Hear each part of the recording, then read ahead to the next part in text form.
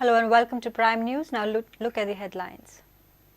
Kannadigas tried to break seal of Kalsa Canal to divert Mhadei water. Extra constitutional measures as defeat stares at Karnataka in tribunal. Goa warns neighbour.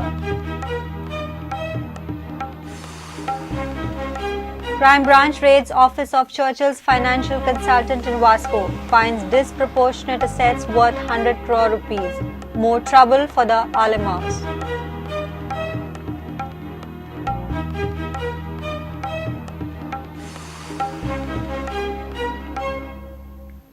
Goans failed at every step to follow rules and processes. Terrorists stayed without trace. Batlu, Batkal, Headley, Goan and Goans refused to learn.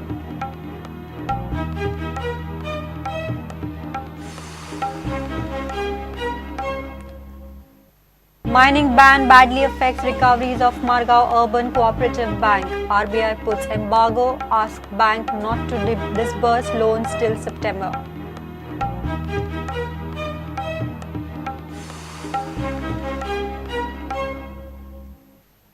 And FC Goa begin pre-season campaign with 2-2 draw against Al-Khalis in Dubai. Jaffer and Ronaldo scored for FC Goa.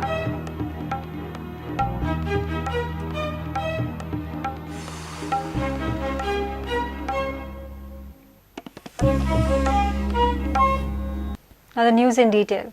Kannadigas have resorted to hooliganism after anticipating a debacle in Kalsa-Bhandura Mhadei water dispute on legal front. But Goa government took a strong stand against dadagiri of Karnataka. When Goa government learned that Kannadigas are trying to break the seal of Kalsa-Bhandura to divert water on their side, it warned Karnataka government. Advocate General Atmaram Nadkarni told Karnataka to deploy police force and control the situation, or else Goa would call upon Prime Minister engage army. Karnataka has resorted to violence and hooliganism and is trying to get the Mhadei water diverted by force. Kannadigas had planned to break open the seal of Kalsa-Bhandura Canal while the case is before the tribunal. Goa government has given strict warning to Karnataka government to stop this drastic act from their fellow citizens. Advocate General told them to engage local police or else face the army. We immediately went into action. Chief Secretary was requested to speak to the Chief Secretary of Karnataka. Chief Minister, I believe, had also spoken to the Chief Minister of Karnataka. And we informed the collector and the police. Fortunately, the collector and police went and stopped that particular thing. But this is very wrong on the part of that political party, whichever is doing that. That political party should understand that in India there is democracy, there is rule of law. It is not a rule of person, and therefore they should stop all such nonsense. Now, Goa will bring it to the notice of the tribunal. On Friday, few Congress leaders from Karnataka along with Dharwad locals marched at Kankumbi and threatened to snatch Mhadei water from Goa. Dharwad people condemned Goa government, but now their plan of breaking the seal of Kalsa-Bhandura Canal has failed.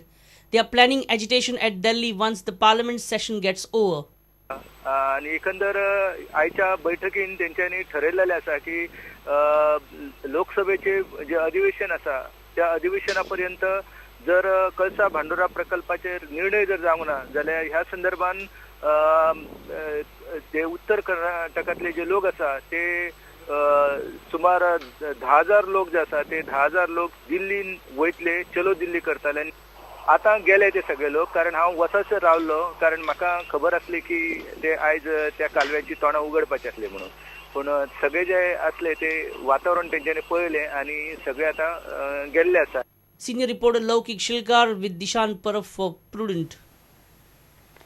Crime branch has seized documents of disproportionate assets of Churchill Alemao. Crime branch unearthed his property-related documents in a raid in his consultant's office at Vasco. Initial study of documents is exposing Churchill's disproportionate assets worth more than 100 crore rupees, including a casino in North Goa in his daughter's name.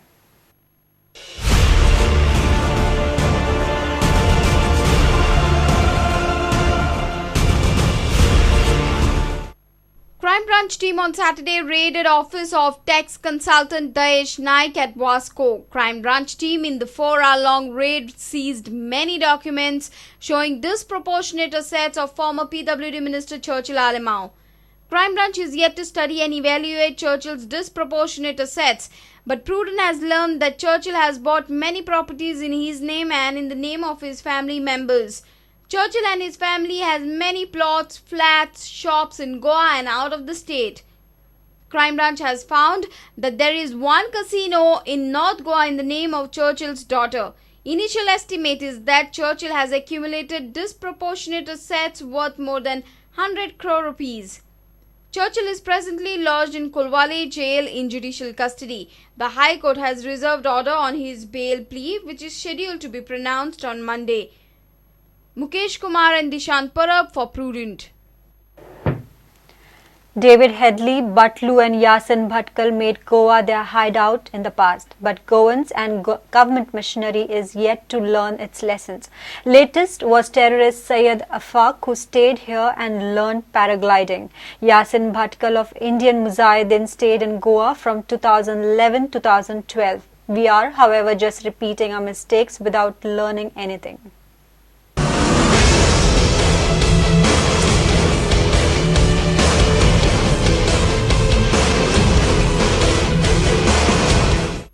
November 2013, Indian Mujahideen terrorist Syed Ismail Afaq stayed at Keri Plateau for 5 days and got paragliding training.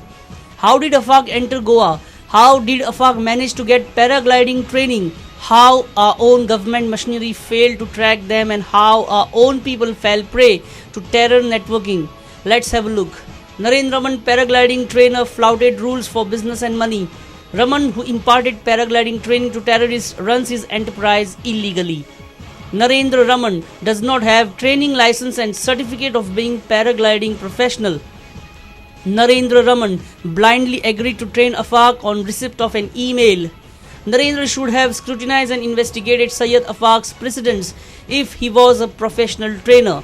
He should have certified documents and information of Syed Afaq before consenting to train him.